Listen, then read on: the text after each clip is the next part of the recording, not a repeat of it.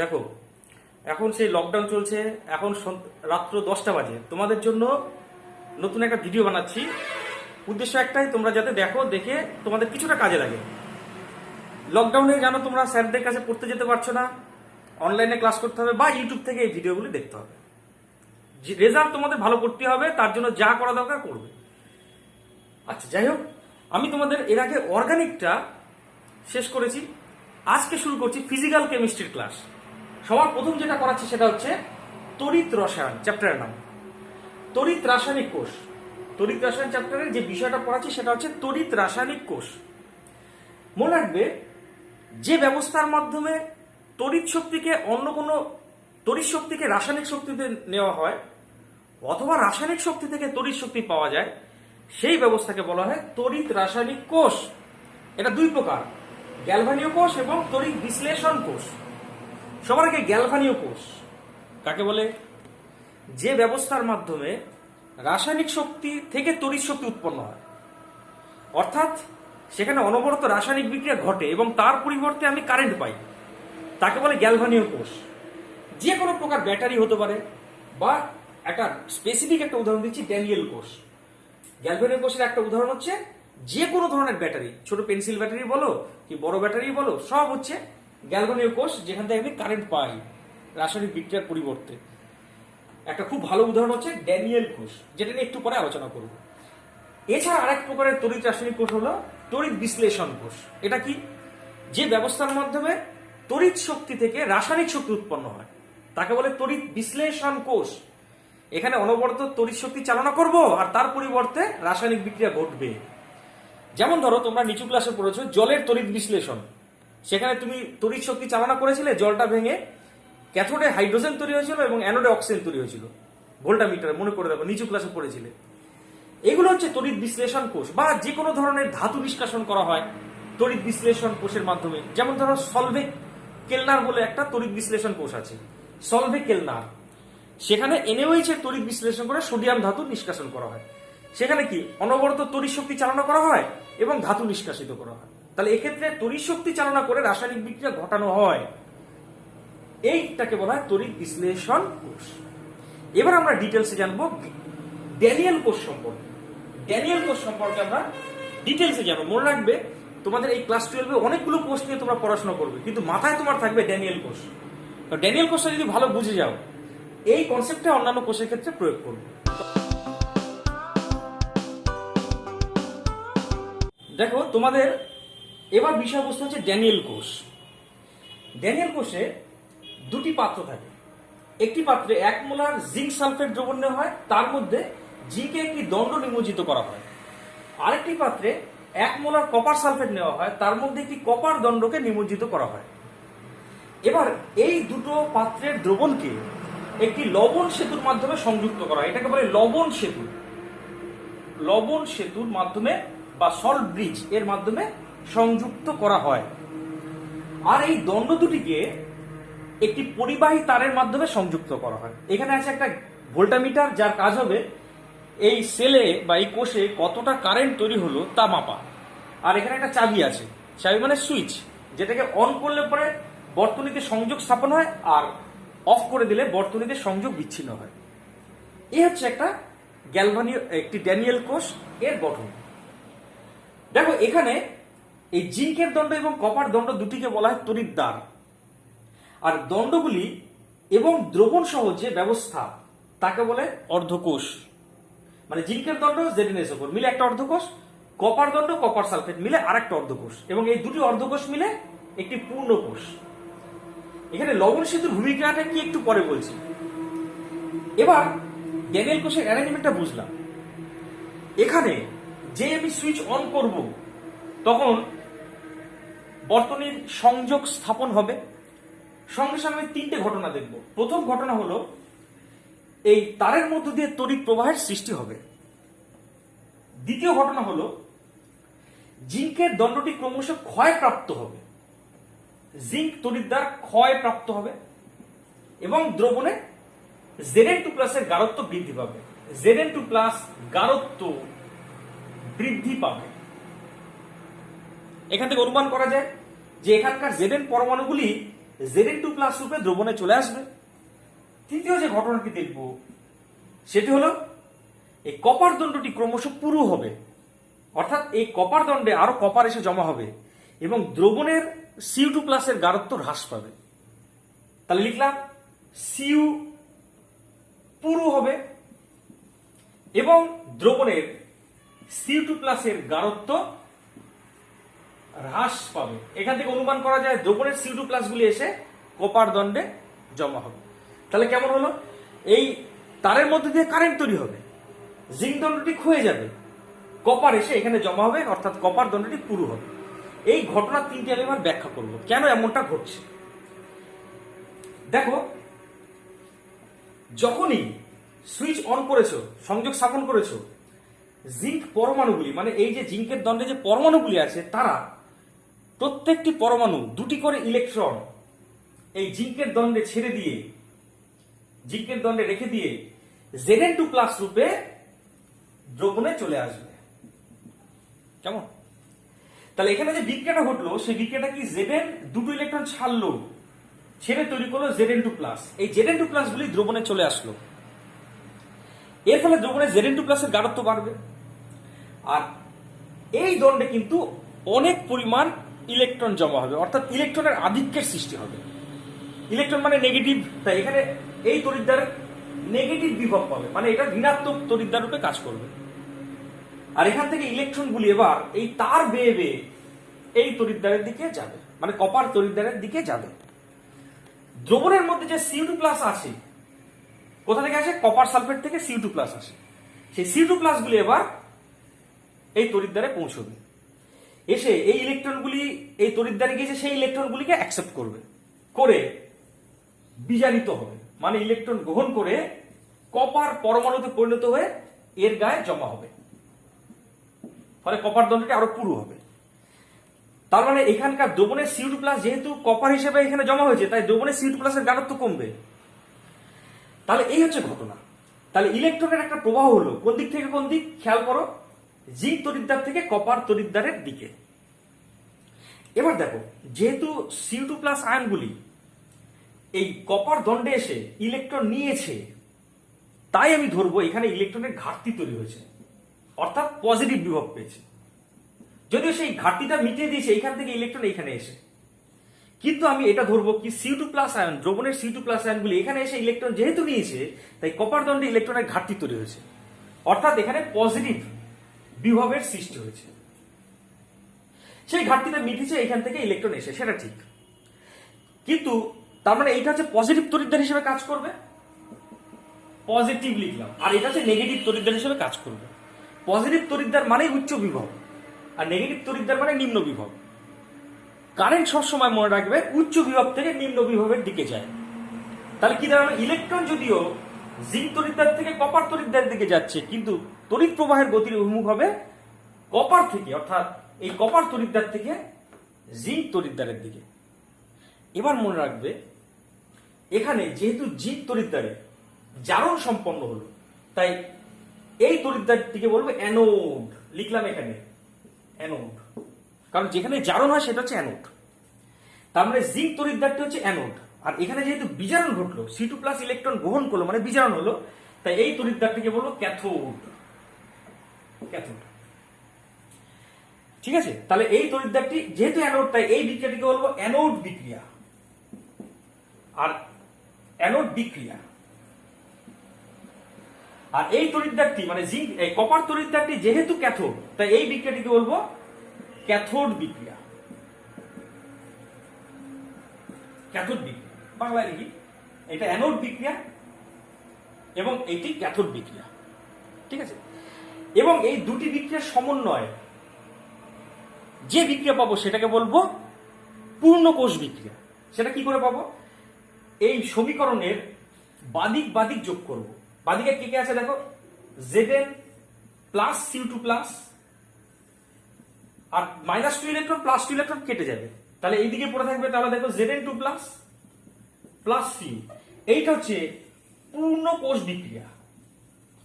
পূর্ণ কোষ বিক্রিয়া, তাহলে এটা অ্যানোড কোষ বিক্রিয়া বাদিকেরটা এদিকটা ক্যাথোড কোষ বিক্রিয়া। তাহলে এখানে কয়েকটা নাম আমি বলবো, খেয়াল করো। এই টোটাল এই পূর্ণ কোষটিতে বাদিকটা হচ্ছে অ্যানোড বা এটাকে বলবো অ্যানোড অর্ধকোষ, ডান দিকটি ক্যাথোড বা ক্যাথোড অর্ধকোষ।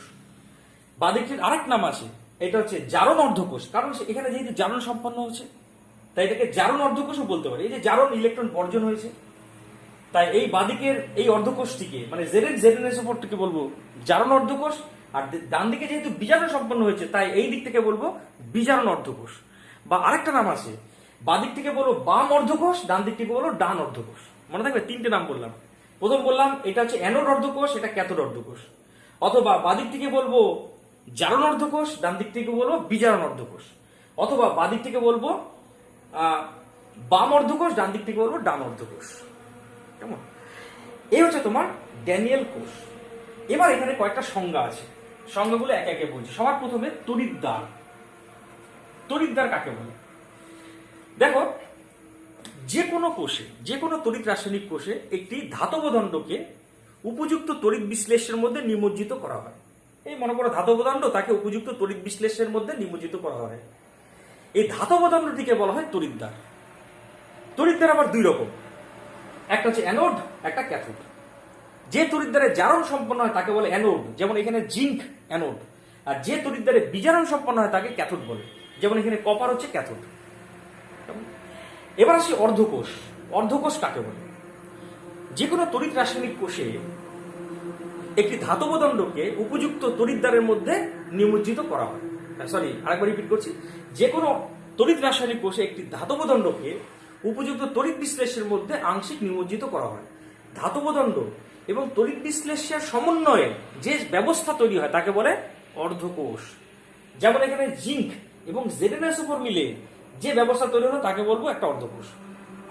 কপার সালফেট মিলে একটা ব্যবস্থা তৈরি হলো, এটা হচ্ছে আরেকটা অর্ধকোষ।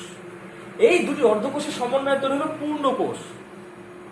অর্ধকোষ আবার দুই রকম, জারণ অর্ধকোষ, বিজারণ অর্ধকোষ। যেহেতু এইখানে মানে বাদিকটাতে জারণ সম্পন্ন হয়েছে বাদিকটাতে, তাই এটাকে বলবো জারণ অর্ধকোষ। আর ডান দিকে যেহেতু বিজারণ সম্পন্ন হয়েছে তাই এটাকে বলবো বিজারণ অর্ধকোষ।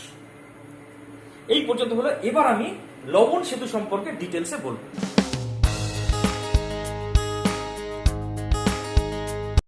দেখো ছাত্ররা, তোমাদের একটু আগে বললাম লবণ সেতু, ড্যানিয়েল কোষে এইটা হচ্ছে লবণ সেতু। এর কাজটা কিন্তু আমি এর আগে বলিনি, এখন বলবো। লবণ সেতুটাকে এইখানে আমি ছবির সাহায্যে দেখালাম। ইউ আকৃতির একটা কাচের নলের মধ্যে একটুখানি লবণ মেশানো হয়। কাটো কাটো, থাক, কাটার দরকার নেই, এরপর থেকে কাটবো। আবার এখানে শুরু।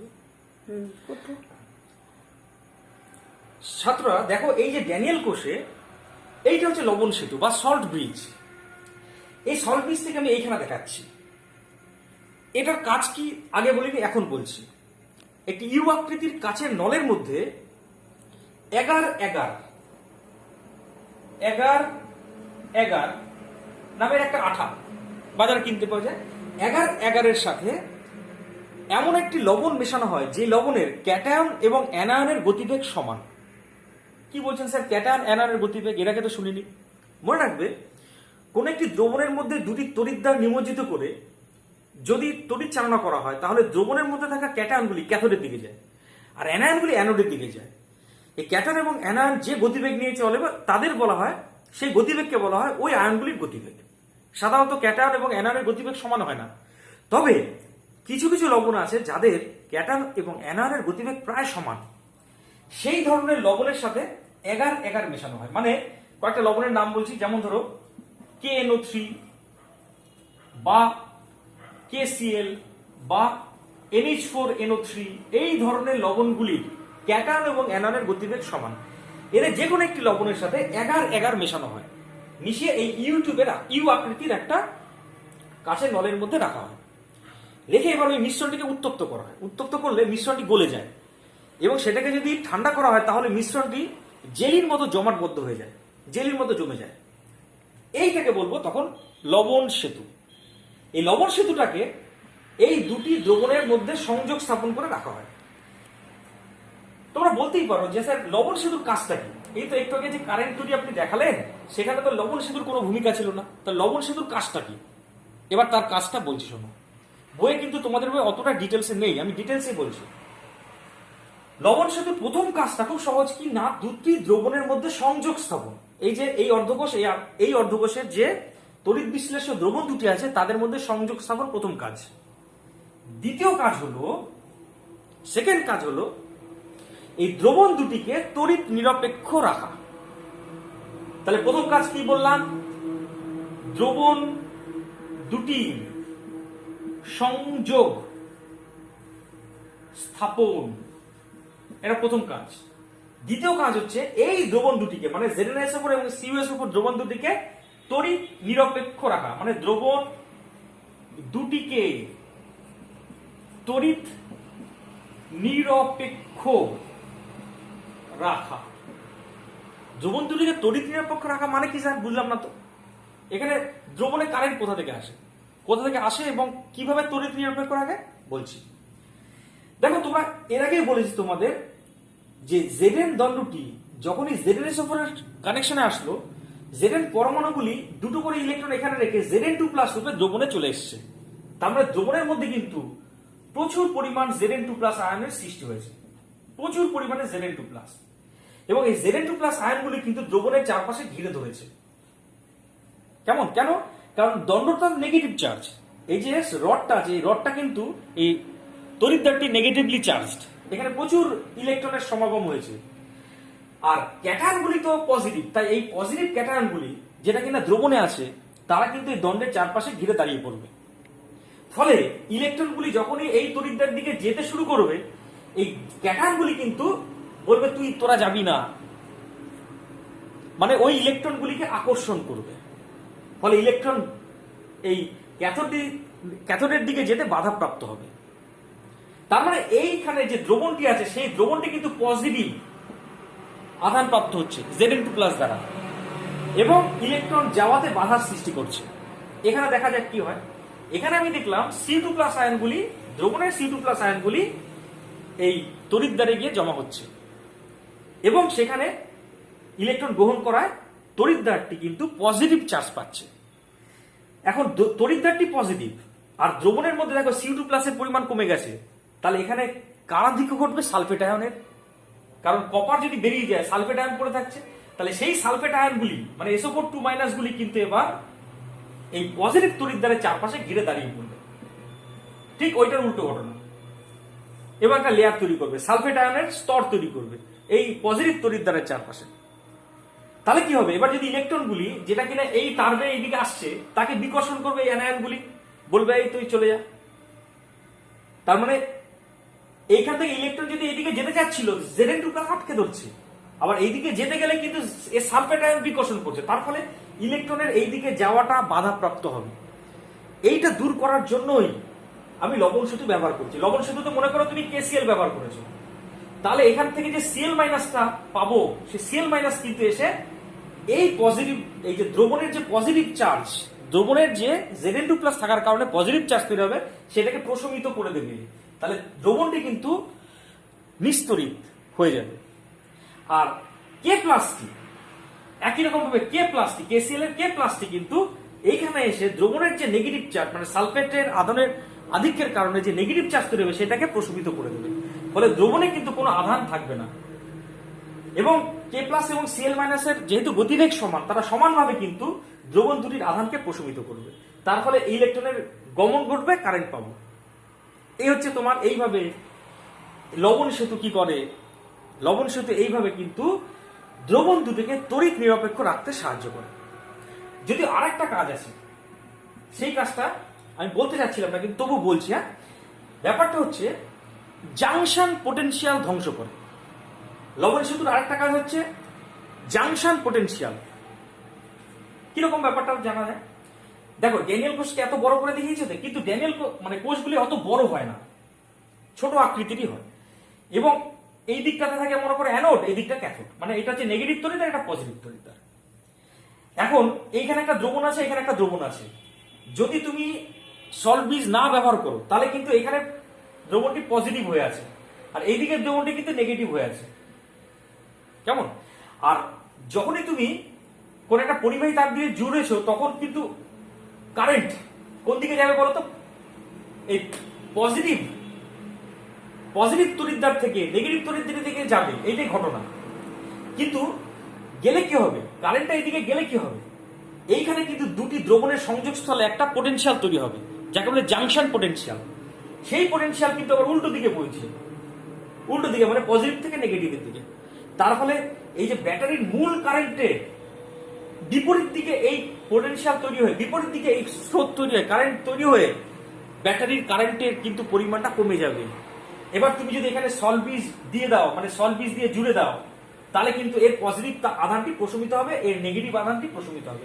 কোনো জাংশন পোটেনশিয়াল তৈরি হবে না বললেই চলে। মানে আমি বলবো না যে জাংশন পোটেনশিয়াল জিরো হয়ে যাবে, সেটা সম্ভব নয়। জাংশন পোটেনশিয়ালের মানটা খুবই কমে যাবে।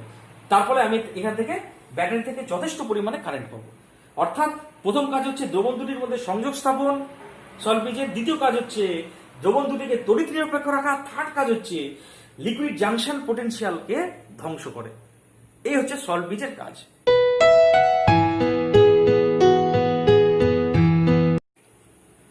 দেখো, এবার আমাদের বিষয় হচ্ছে তড়িৎদ্বার বিভব বা ইলেকট্রো পোটেনশিয়াল। বিষয়টি বোঝানো যায়। মনে করো কোন একটা ধাতব দণ্ডকে ওরি আয়ন সমন্বিত দ্রবণের মধ্যে নিমজ্জিত করলাম। যেমন ধরো জিঙ্ককে ZnSO4 দ্রবণের মধ্যে নিমজ্জিত করা হলো। তাহলে জিঙ্ক দুটো করে ইলেকট্রন এই দণ্ডে রেখে দিয়ে Zn2+ রূপে দ্রবণে চলে আসে। যেহেতু এখানে ইলেকট্রন রেখে দেওয়া হয়েছে, তাই এখানে কিন্তু ইলেকট্রনের আধিক্য ঘটবে, ইলেকট্রন বেড়ে যাবে। আর এখানে দ্রবণের মধ্যে Zn2+ আয়ন তৈরি হবে। সেই Zn2+ আয়নগুলি কিন্তু দ্রবণে থাকা Zn2+ আয়নগুলি কিন্তু এই নেগেটিভ তড়িৎদ্বারকে ঘিরে ফেলবে। মানে যে জিঙ্কের দণ্ডটি নেগেটিভলি চার্জড হয়েছে তাকে ঘিরে ফেললো নতুন উৎপন্ন Zn2+ আয়নগুলি। তখন এই নেগেটিভ তড়িৎদ্বার এবং দ্রবণের মধ্যে একটা বিভবের সৃষ্টি হবে। এইটাকে বলবো তড়িৎদ্বার বিভব। আরেকভাবে বোঝানো যাক। মনে করো এখানে আছে কপার সালফেট দ্রবণ। তার মধ্যে তুমি যদি আবার কপার দণ্ডকে নিমজ্জিত করো, তার উল্টো ঘটনা ঘটে। কিরকম? দ্রবণে থাকা Cu2+ আয়ন এই দণ্ডে আসবে, এসে সেখান থেকে ইলেকট্রন নেবে। যদি ইলেকট্রন নেয় তাহলে সেখানে ইলেকট্রনের ঘাটতি তৈরি হবে, ইলেকট্রনের ঘাটতি তৈরি হবে। তাই এই দণ্ডটি পজিটিভ বিভব পাবে। আর কপারগুলি Cu2+ গুলি এখানে এসে জমা হবে সিউ রূপে। এখন দ্রবণ থেকে Cu2+ এখানে এসে জমা হয়েছে, তাহলে দ্রবণের মধ্যে সালফেট আয়নের আধিক্য ঘটবে। সালফেট আয়নগুলি এবার এর চারপাশে ঘিরে দাঁড়িয়ে পড়বে। সালফেট আয়নগুলি দেখো, যেহেতু এরা অ্যানায়ন নেগেটিভ, তাই এই পজিটিভলি চার্জড মানে প্লাস আধানযুক্ত ধাতব দণ্ডের চারপাশে ঘিরে দাঁড়িয়ে পড়বে। ফলে এই ধাতব দণ্ড এবং দ্রবণের সংযোগস্থলে একটি বিভবের সৃষ্টি হবে। এইটাও তড়িৎদ্বার বিভব। তাহলে তড়িৎদ্বার বিভবের সংজ্ঞাটা কি বলতে পারি?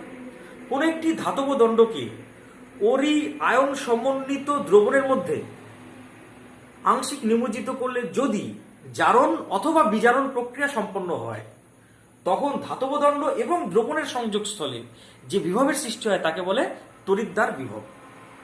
দেখো এখানে জারণ সম্পন্ন হয়েছে, কারণ জিঙ্ক ইলেকট্রন ছেড়ে দিয়ে Zn2+ রূপে দ্রবণে চলে এসেছে।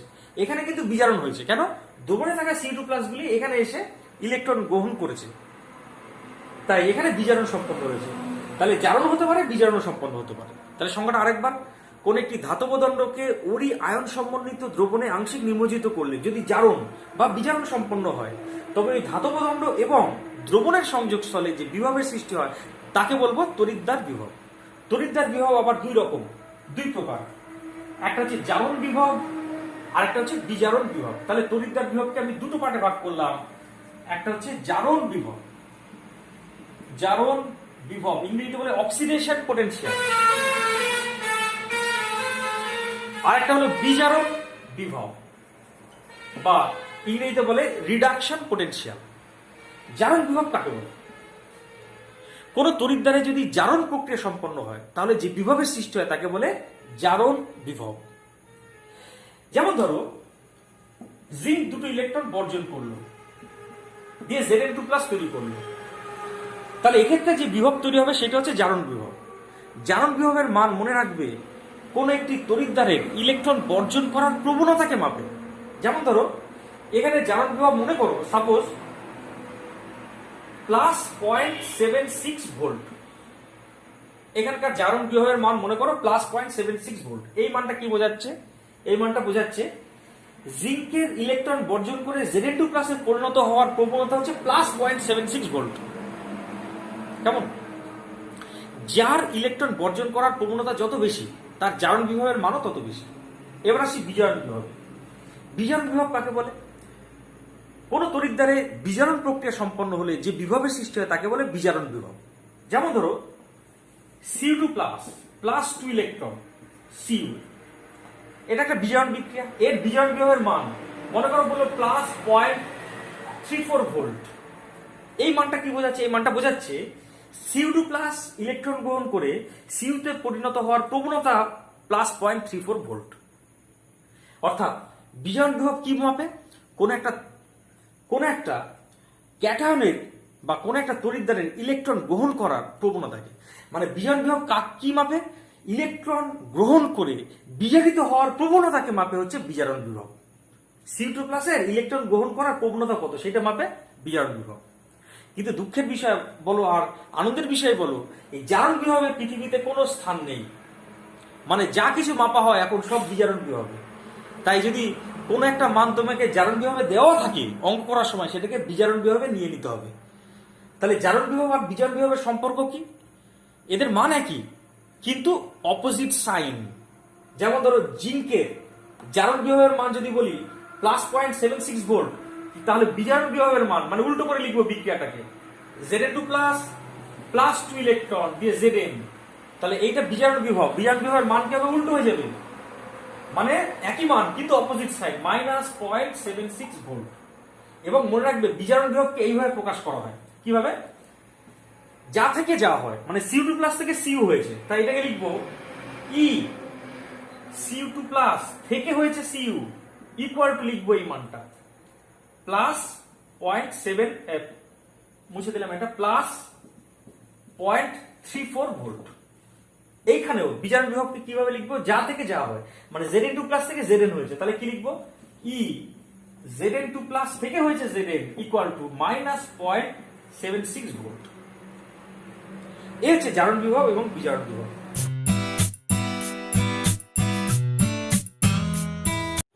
দেখো ছাত্ররা, কোন একটা তড়িৎদ্বারে কি পরিমাণ বিভব সৃষ্টি হবে তা বিজ্ঞানী নার্স্ট একটা অঙ্কের সমীকরণের সাহায্যে দেখিয়েছেন, যাকে বলে নার্স্ট সমীকরণ। মনে করো এখানে একটা তড়িৎ বিশ্লেষ্য পদার্থ আছে, সেখানে একটা তড়িৎদ্বার নিমজ্জিত করা আছে।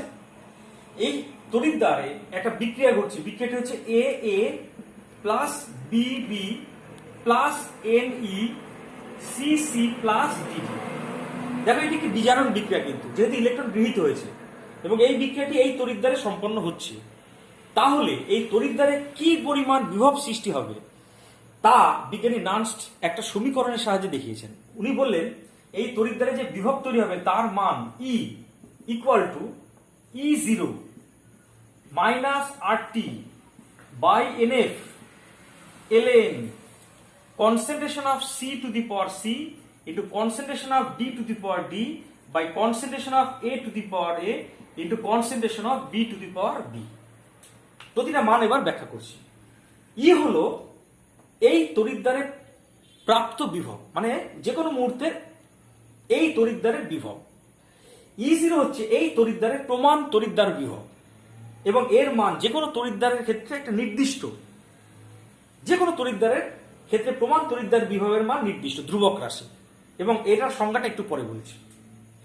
আর হচ্ছে সার্বজনীন গ্যাস ধ্রুবক, এবং যার মান এসআই পদ্ধতিতে 8.314 জুল পার মোল পার ডিগ্রি সেন্টিগ্রেড। আমি পুরোটা লিখলাম না, আচ্ছা, পার ডিগ্রি সেন্টিগ্রেড।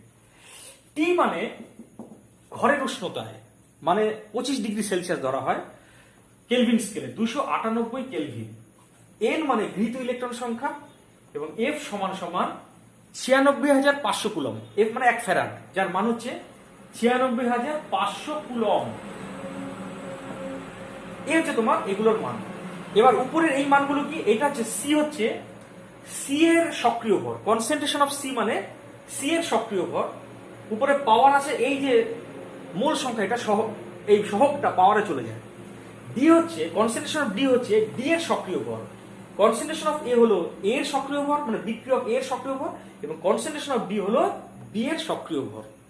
তাহলে কি দাঁড়ালো ব্যাপারটা, এই তড়িৎদ্বারে যদি এই বিক্রিয়াটি ঘটে, তাহলে এই তড়িৎদ্বারে যে পরিমাণ বিভব তৈরি হবে, সে বিভবের মান যদি ই হয়, তবে এই তড়িৎদ্বারে প্রাপ্ত বিভব ইকুয়াল টু E0, মানে এই তড়িৎদ্বারের প্রমাণ তড়িৎদ্বার বিভব মাইনাস RT বাই NF। আর মানে সার্বজনীন গ্যাস ধ্রুবক, টি মানে ঘরের উষ্ণতা মানে 298 কেলভিন, এফ মানে 96,500 কুলম্ব, এবং উপরে থাকবে, লবে থাকবে বিক্রিয়াজাত পদার্থগুলির সক্রিয় ভর, বিক্রিয়াজাত পদার্থগুলির সক্রিয় ভর উপযুক্ত ঘাত সহ, আর নিচে থাকবে বিক্রিয়ক পদার্থগুলির সক্রিয় ভর উপযুক্ত ঘাত সহ। এবার এটাকে সিম্পলিফাই করছি, কিভাবে সিম্পলিফাই করছি দেখো, ইকুয়াল টু E0 মাইনাস এলএনটাকে লগে নিতে গেলে 2.303 দিয়ে গুণ করতে হয়। তাহলে এখানে লিখলাম 2.303 RT বাই NF লগ, উপরে concentration of C to the power C into concentration of D to the power D by concentration of A to the power A into concentration of B to the power B।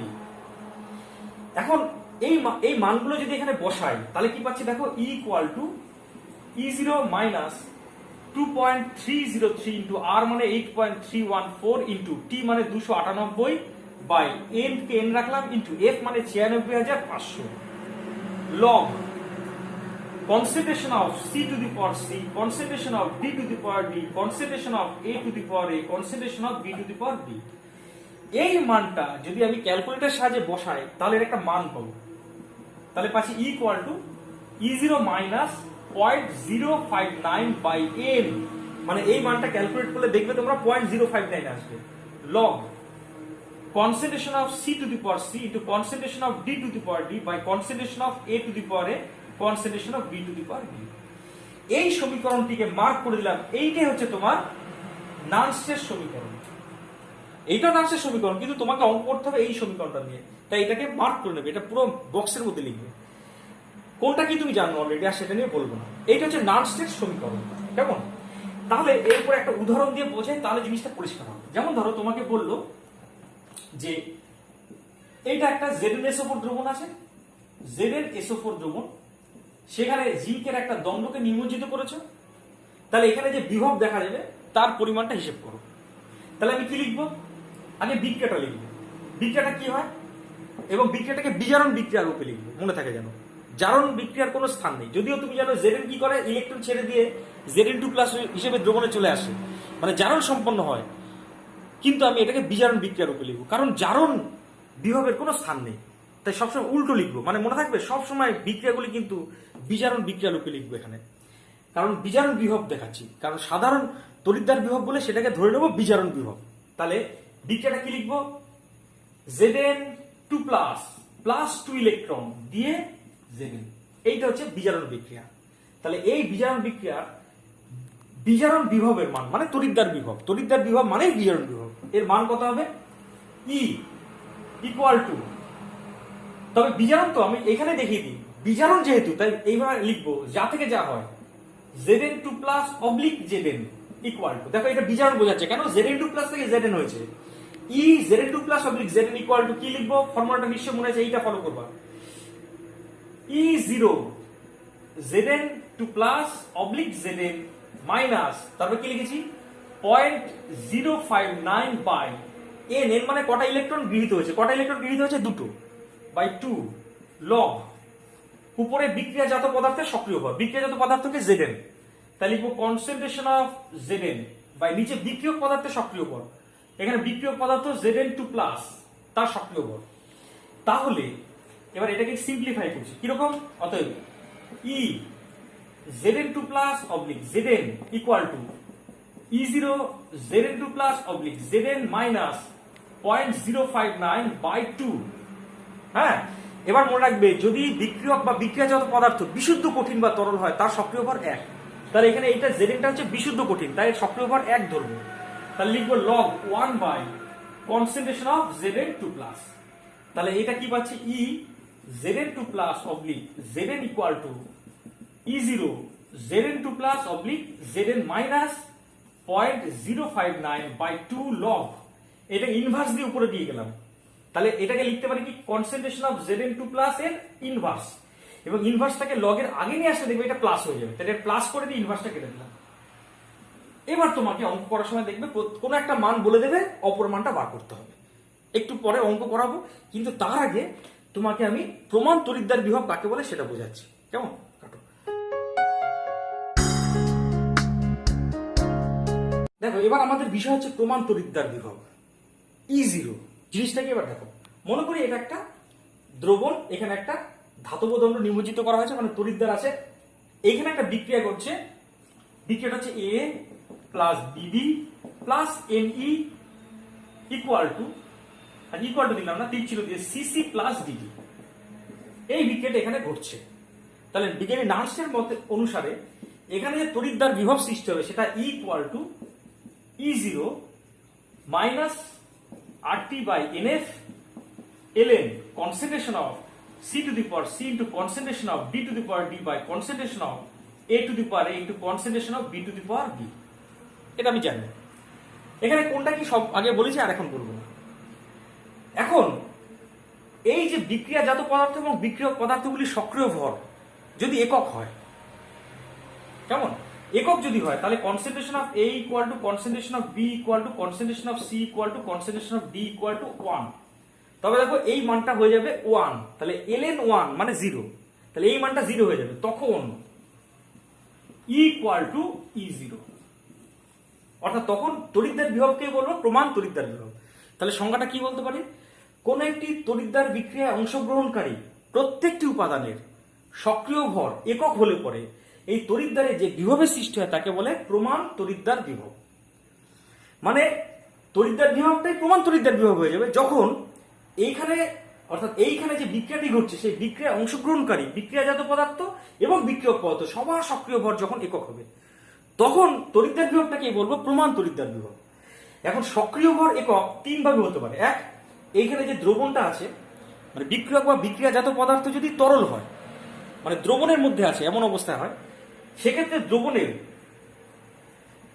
Molar গারত্ব equal to 1 হলে তখন সক্রিয় ভর একক ধরব। তৃতীয়, যদি বিক্রিয়ক বা বিক্রিয়াজাত পদার্থ গ্যাসীয় হয়, তবে ওই গ্যাসের আংশিক চাপ ইকুয়াল টু যদি 1 হয় তবে বলবো সক্রিয় ভর 1।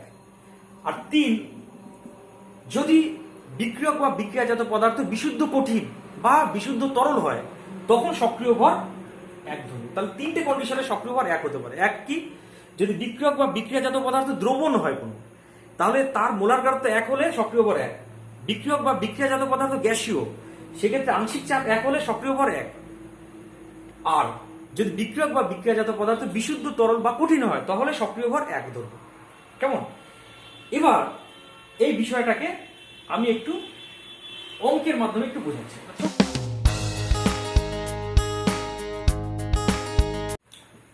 ছবির সাহায্যে অঙ্কটা দেখাচ্ছি। কেমন? এইখানে 0.1 মোলার ZnSO4 দ্রবণ আছে, তার মধ্যে একটি জিঙ্ক দণ্ড নিমজ্জিত করা হলো। তাহলে এই তড়িৎদ্বারে বিভবের মান, তড়িৎদ্বার বিভবের মান সমান সমান কত হবে? এই তড়িৎদ্বার বিভবের মান কত হবে দেওয়া আছে। E0 Zn2 plus Zn equal to minus 0.76 volt. তাহলে অঙ্কটা মুখে বলছি, তোমরা লিখে নাও, আমি ছবির সাহায্যে দেখিয়েছি, এবার মুখে বলছি। Zinc ZnSO4 Zn2 plus Zn মানে ZnSO4 তড়িৎদ্বারের প্রমাণ তড়িৎদ্বার বিভবের মান -0.76 ভোল্ট। তবে একটি Zn দণ্ডকে মানে জিঙ্কের দণ্ডকে 0.1 মোলার ZnSO4 দ্রবণে নিমজ্জিত করলে যে তড়িৎদ্বার সৃষ্টি হবে সেই তড়িৎদ্বারের বিভবের মান কত হবে? আবার রিপিট, প্রমাণ Zn তড়িৎদ্বার বিভবের মান -0.76 ভোল্ট। তাহলে একটা Zn দণ্ডকে মানে জিঙ্কের দণ্ডকে 0.1 মোলার ZnSO4 এর মধ্যে নিমজ্জিত করলে যে বিভব সৃষ্টি হবে তার মান কত, মানে ইটা বার করতে হবে। এই সমস্ত ক্ষেত্রে তুমি আগে বিক্রিয়াটা লিখবে। বিক্রিয়াটা কি? বিজারণ বিক্রিয়া আকারে লিখবো, যেহেতু বিজারণ বিভব দেওয়া আছে, বিজারণ বিক্রিয়া আকারে লিখবো। তাহলে Zn2 প্লাস 2 ইলেকট্রন দিয়ে লিখবো Zn। তাহলে এবার লিখবো নার্নস্টের সমীকরণ অনুসারে E Zn2 প্লাস Zn, দেখো এটা বিজারণ কিন্তু জারিত রূপ থেকে বিজারিত রূপে যাচ্ছে। ই Zn2 plus Zn equal to E0 Zn2 plus Zn minus 0.059/2 কেন দুটো ইলেকট্রন গৃহীত হয়েছে, লগ বিক্রিয়াজাত তার সক্রিয় ভর বাই বিক্রিয়কের সক্রিয় ভর। কেমন? তাহলে এবার ই Zn2 plus oblique Zn equal two এই মানটা দেওয়া আছে দেখো মাইনাস 0.76 ভোল্ট মাইনাস 0.059/2 লগ, এই মানটা তো এক, কারণ বিশুদ্ধ কঠিন তাই এক হবে সক্রিয় ভর, বাই Zn2 প্লাসের গাঢ়ত্ব দেখো 0.1 মোলার, তাহলে এখানে 0.1, তাহলে কি পাচ্ছি ইকুয়াল টু মাইনাস 0.76 মাইনাস 0.059/2, এটা দেখো 1/0.1 মানে লগ 10, আর লগ 10 মানে 1 তোমার জানা আছে। তাহলে পেলাম দেখো ই Zn2 plus oblique Zn equal two minus 0.76 minus এটা 1, তাহলে 0.059/2, এই মানটা ক্যালকুলেট করে যা আসবে তত ভোল্ট উত্তর হবে। ঠিক আছে, আজকে এই পর্যন্তই, তোমাদের এরপরে বাকিটা নিয়ে আলোচনা করব।